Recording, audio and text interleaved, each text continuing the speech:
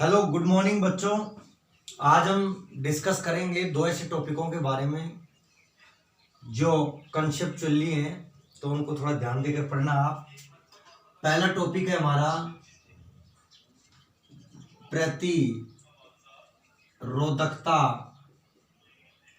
पर ताप का प्रभाव।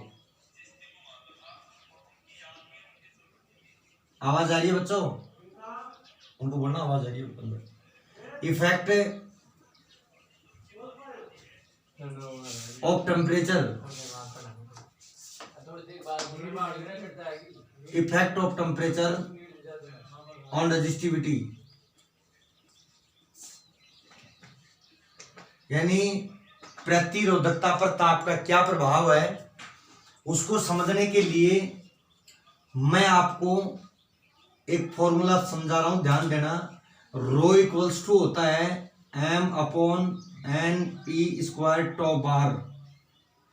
रो प्रतिरोधकता है, टो बार विश्रांति काल, E इलेक्ट्रॉन पर चार्ज और n होता है मुक्त इलेक्ट्रॉन घनत्व।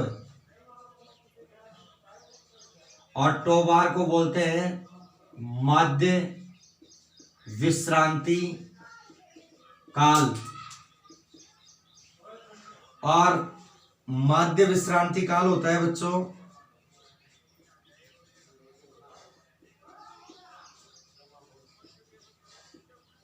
टो बार, ये एक समय है और समय बराबर दूरी बटा चाल होती है। दूरी का मतलब माध्य मुक्त पथ हो जाएगा अपॉन वर्ग माध्य मूल वेग इलेक्ट्रॉन का VRMS। तो समय बराबर वही दूरी बटा क्या हो गई, चाल हो गई। ये दो फॉर्मूले हैं। अब देखिए, प्रतिरोधकता पर ताप का प्रभाव समझने के लिए हम अलग अलग पढ़ेंगे। सबसे पहले चालकों पर प्रतिरोधकता का ताप का क्या प्रभाव पड़ता है, फिर हम अर्धचालकों पर पढ़ेंगे और फिर हम कुचालकों के ऊपर पढ़ेंगे। तो सबसे पहले है बच्चों चालकों के लिए। किसके लिए? चालकों के लिए। देखो, चालकों का ताप बढ़ाने पर क्या होगा? चालकों का ताप बढ़ाएंगे तो मुक्त इलेक्ट्रॉनों का VRMS की वैल्यू बढ़ती है। मुक्त इलेक्ट्रॉनों का वर्ग माध्य मूल वेग बढ़ेगा और यदि VRMS बढ़ेगा तो माध्य विश्रांति काल घटेगा, और यदि माध्य विश्रांति काल घटेगा तो प्रतिरोधकता बढ़ेगी। अतः हम ये कह सकते हैं कि चालकों का ताप बढ़ाने पर प्रतिरोधकता की वैल्यू बढ़ती है। फिर देखना आप यहां से कि किसी भी चालक का ताप बढ़ाया तो चालक के मुक्त इलेक्ट्रॉनों का VRMS बढ़ेगा। VRMS बढ़ेगा तो माध्य विश्रांति काल घटेगा, और माध्य विश्रांति काल घटेगा तो ये बढ़ेगा। लेकिन देखो, यहां पर मुक्त इलेक्ट्रॉन घनत्व और इसका इतना प्रभावशील नहीं रहता है। इसकी वैल्यू तो चालकों के लिए प्रतिरोध ताप गुणांक अल्फा, प्रतिरोध ताप गुणांक अल्फा का मान धनात्मक होता है। यानी चालकों के लिए प्रतिरोध ताप गुणांक का मान, प्रतिरोध ताप गुणांक का सिंबल अल्फा होता है। इसका मान क्या होता है?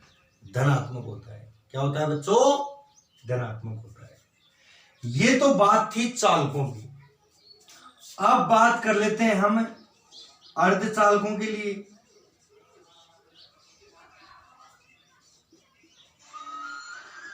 अब हम बात किसके लिए कर लेते हैं? अर्धचालकों के लिए कर लेते हैं। तो अर्धचालकों का ताप बढ़ाने पर,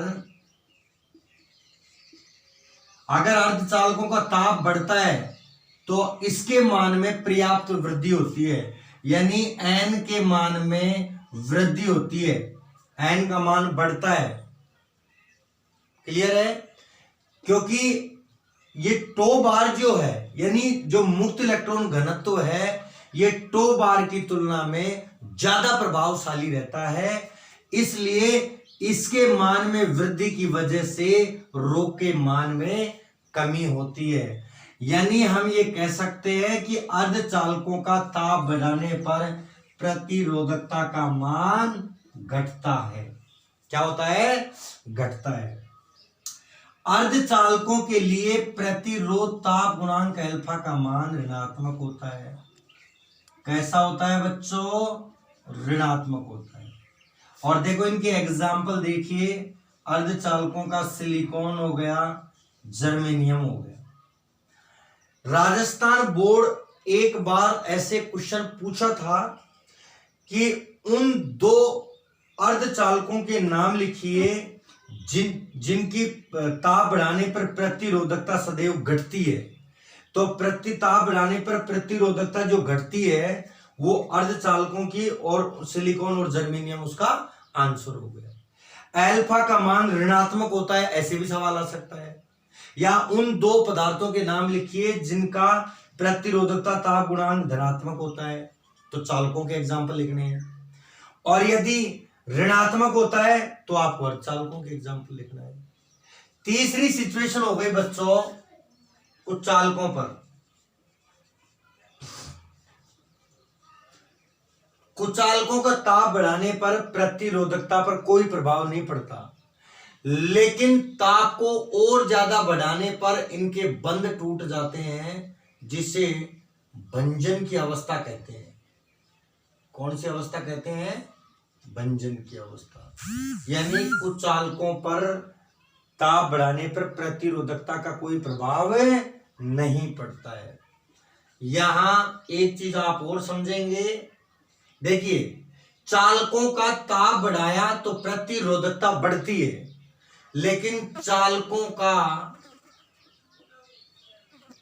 ताप कम करने पर, अगर चालकों का ताप कम कर दो आप, तो प्रतिरोधकता का मान, रो का मान घटता है। और एक ऐसी अवस्था, प्रतिरोधकता का मान क्या होता है हमेशा? चालकों का ताप कम किया तो प्रतिरोधकता घटी, ताप बढ़ाया तो प्रतिरोधकता बढ़ी। तो यहां ताप कम करने पर रो का मान घटता है, और एक ऐसे टेम्परेचर पर, एक ऐसे विशिष्ट ताप के ऊपर रो का मान 0 हो जाता है, तो सिग्मा का मान क्या होगा? अनंत होगा। क्यों? क्योंकि रो इक्वल्स टू 1/सिग्मा होता है। एक ऐसे विशिष्ट ताप के ऊपर रो का मान 0 और सिग्मा का मान अनंत हो जाता है। इस घटना को बोलते हैं अति चालकता, सुपर कंडक्टिविटी। ये डेफिनेशन भी बोर्ड के एग्जाम में लास्ट ईयर आई थी कि अति चालकता से आप क्या समझते हैं। तो आप क्या लिखेंगे? चालकों का ताप कम करने पर प्रतिरोधकता का मान घटता है, और एक ऐसे विशिष्ट ताप पर रो का मान 0 हो जाता है और सिग्मा का मान अनंत हो जाता है। इस घटना को हम क्या बोलते हैं? अति चालकता। पारा जो है वो 4.2 केल्विन पर, हेलो भैया मैं आपसे भी बात करता हूं, मैं पढ़ा रहा हूं अभी, है ना?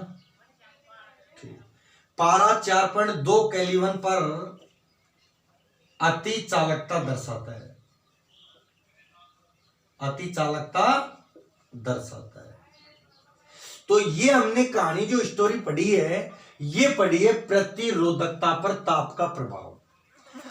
प्रतिरोधकता पर ताप का जो कॉन्सेप्ट है, चालकों के लिए क्या, ताप बढ़ाने पर चालकों की प्रतिरोधकता बढ़ेगी, अर्धचालकों के लिए ताप बढ़ाने पर घटेगी, कुचालकों पर कोई इफेक्ट नहीं पड़ता, और अति चालकता वाली कंडीशन ये होगी। अब हम एक टॉपिक और है, थोड़ा मैथमेटिकली है। अब हम पढ़ते हैं प्रतिरोध पर ताप का प्रभाव।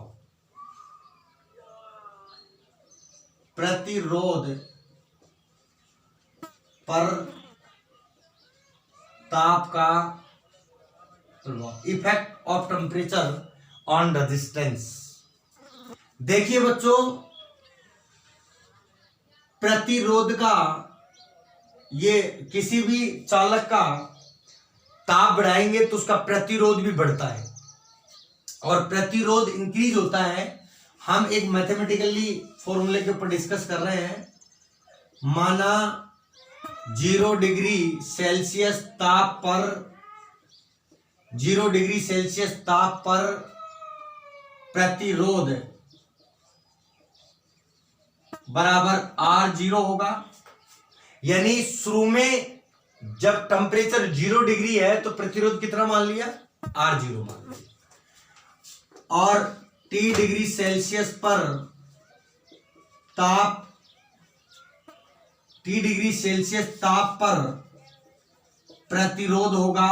अब प्रतिरोध बढ़ेगा क्योंकि ताप बढ़ने पर प्रतिरोध बढ़ता है। टेम्परेचर बढ़ेगा तो रेजिस्टेंस भी इंक्रीज होगा। तो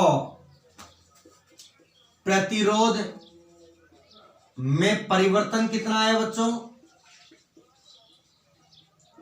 RT माइनस का R0। तो देखिए यहां प्रतिरोध में परिवर्तन प्रारंभिक प्रतिरोध के समानुपाती होता है। किसके समानुपाती होता है? प्रारंभिक प्रतिरोध, प्रारंभिक जो प्रतिरोध है 0 डिग्री पर उसके समानुपाती होता है। RT माइनस R0 जो है वो ताप में परिवर्तन के समानुपाती होता है, यानी तापांतर के। तो शुरू में ताप 0 डिग्री था, बाद में ताप T डिग्री सेल्सियस हो गया। तो RT minus R0 proportional to R0 delta क्या हो जाएगा? T हो गया। अब इस समानुपाती के चिन्ह को हटाया तो RT minus R0 equals to alpha R0 delta T हो गया। तो एल्फा इक्वल्स टू हो गया RT माइनस का R0 upon R0 delta T। इस एल्फा को बोलते हैं प्रतिरोध ताप गुणांक। चूंकि डेल्टा T जो है बच्चों वो तापांतर है, T2 माइनस T1, ये प्रारंभिक ताप और ये फाइनल टेम्परेचर। याद रखना, आप इस फॉर्मूले के ऊपर आपके चैप्टर में कुछ क्वेश्चंस दिए हुए हैं। डेल्टा T तापांतर है जो T2 माइनस T1 यानी final temperature minus initial temperature, और ये प्रतिरोध ताप गुणांक अल्फा हो गया। तो इसकी डेफिनेशन हम बनाना चाहेंगे। R0 की वैल्यू 1 ओम ले लो,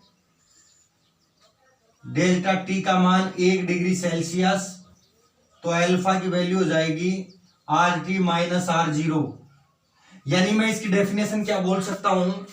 यदि 0 डिग्री सेल्सियस टेम्परेचर पर किसी भी चालक का प्रतिरोध 1 ओम हो तथा उसका ताप 1 डिग्री सेल्सियस बढ़ाने पर प्रतिरोध में जो परिवर्तन होता है वो प्रतिरोध ताप गुणांक अल्फा कहलाता है। और इसका जो मात्रक है अल्फा का मात्रक क्या हो जाएगा? प्रतिरोध में परिवर्तन, प्रतिरोध से प्रतिरोध कैंसिल, तो 1 अपॉन सेल्सियस यानी डिग्री सेल्सियस इनवर्स होता है। क्लियर है? अब देखिए यहां से एक फॉर्मूला और बन सकता है। एक तो आप ये फॉर्मूला याद रखेंगे न्यूमेरिकल के लिए, एक और बन गया RT, इसको इधर ले आओ तो ये हो जाएगा R0 plus alpha R0 delta T। तो एक हो जाएगा RT equals to R0 1 plus alpha delta T। एक फॉर्मूला हमारे पास ये हो गया है। आप इस फॉर्मूले को याद रखेंगे, इसके ऊपर बहुत सारे क्वेश्चन हैं अपने बुक के अंदर, उन क्वेश्चनों को हम सोल्व करेंगे। मैं बार बार बोल रहा हूं डेल्टा T या तापांतर है और अल्फा प्रतिरोध ताप गुणांक है। अब एक क्वेश्चन देखिए बच्चों, हम इसके ऊपर एक क्वेश्चन करेंगे।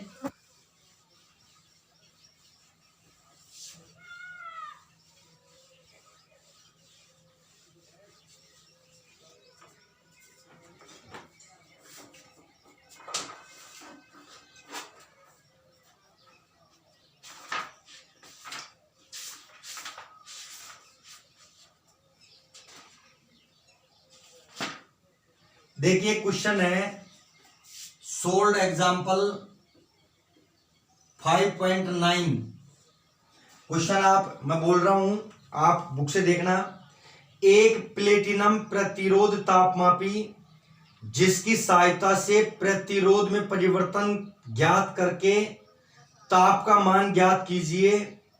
इसका 20 डिग्री सेल्सियस पर प्रतिरोध 50 ओम है, यानी शुरू का टेम्परेचर T1 है 20 डिग्री सेल्सियस और R0 शुरू का प्रतिरोध है, यानी RT1 पर 50 ओम। जब तापमापी को एक पात्र में रखा जाता है तो उसके प्रतिरोध का मान बढ़ाकर 80 ओम हो जाता है, यानी RT2 बाद वाला है 80 ओम। तो ये बोल रहा है कि प्रतिरोध का मान रेखीय परिवर्तन होता है, तो चांदी के लिए गलन बिंदु का मान T2 का मान चाहिए और अल्फा का मान चांदी के लिए 3.8 इंटू 10⁻³ दिया हुआ है। तो इसको कैसे करेंगे बच्चों? अल्फा इक्वल्स टू होता है formula RT minus R0 upon R0 delta T। Clear है? तो यहां से डेल्टा T को इधर ले आओ, तो delta T equals to RT minus R0 upon alpha. तो delta T equals to RT बाद वाला रेजिस्टेंस 80 माइनस प्रारंभिक 50 अपॉन अल्फा का मान क्या है 3.8 इंटू 10⁻³ तो डेल्टा T इक्वल्स टू 80 में से 50 गए तो 30 बटे 3.8 इंटू 10⁻³ आ गया। और इसको जब हमने सोल्व किया है, तो जब इसको सोल्व करेंगे तो डेल्टा T की जो वैल्यू है वो T2 माइनस का T1 होता है। तो 300 बटे 38 कर देता हूं इंटू इसको 10⁵ हो जाएगा। अब यहाँ T2 पूछ रहा है और T1 दे रखा है, तो 3 बटे 38 गुणा 10⁵ इस T1 को उधर प्लस करके ले जाओ, T1 इधर आ जाएगा और T1 की वैल्यू कितनी है 20 डिग्री सेल्सियस। तो T2 का मान यहां से फाइंड आउट कर सकते हो आप। क्लियर है? तो इस टाइप का क्वेश्चन इस 5.9 एग्जाम्पल को भी आप करेंगे। और एक क्वेश्चन और है, उसको भी हम आपको सोल्व करवा देते हैं। आप थोड़ा इस टॉपिक के क्वेश्चन सोल्व करेंगे, जो नहीं आए वो कमेंट बॉक्स के अंदर आप विद क्वेश्चन नंबर भेज सकते हैं। एक क्वेश्चन है बच्चों अंकित का 8 नंबर क्वेश्चन, अच्छा क्वेश्चन है। किस ताप पर तांबे के एक तार का प्रतिरोध उसके 0 डिग्री सेल्सियस ताप पर प्रतिरोध का दुगना हो जाएगा? माना 0 डिग्री सेल्सियस ताप पर प्रतिरोध बराबर R0 है। तो ये बोल रहा है कि किस ताप पर 0 डिग्री का दुगना हो जाएगा? तो T डिग्री ताप पर प्रतिरोध, तो ये हो जाएगा RT इक्वल्स टू 2R0 और अल्फा का मान दे रखा है 4 into 10⁻³ 4 into 10⁻³ degree Celsius inverse. तो डेल्टा T वो अल्फा इक्वल्स टू होता है बच्चों RT माइनस का R0 upon R0 delta T। तो डेल्टा T इक्वल्स टू हो गया RT minus R0 upon R0 alpha. तो डेल्टा T RT की वैल्यू 2R0 है माइनस का R0 upon R0 alpha. 2 R0 में से एक R0 गए तो R0 बचेगा और डेल्टा T T2 माइनस का T1 equals to 1 upon alpha और अल्फा की वैल्यू 4 इंटू 10⁻³ तो T2 माइनस का ये 0 है 1000 बटे 4 250 डिग्री सेंटीग्रेड आ गया। इस टाइप के क्वेश्चन आप करना और जो क्वेश्चन नहीं आए कमेंट बॉक्स में जाना और वहां कमेंट करना कि सर ये क्वेश्चन दोबारा समझाइए। तो आप बुक से इन क्वेश्चनों की प्रैक्टिस कीजिए। नेक्स्ट टॉपिक के बारे में चर्चा करेंगे अगली क्लास में। Thank you.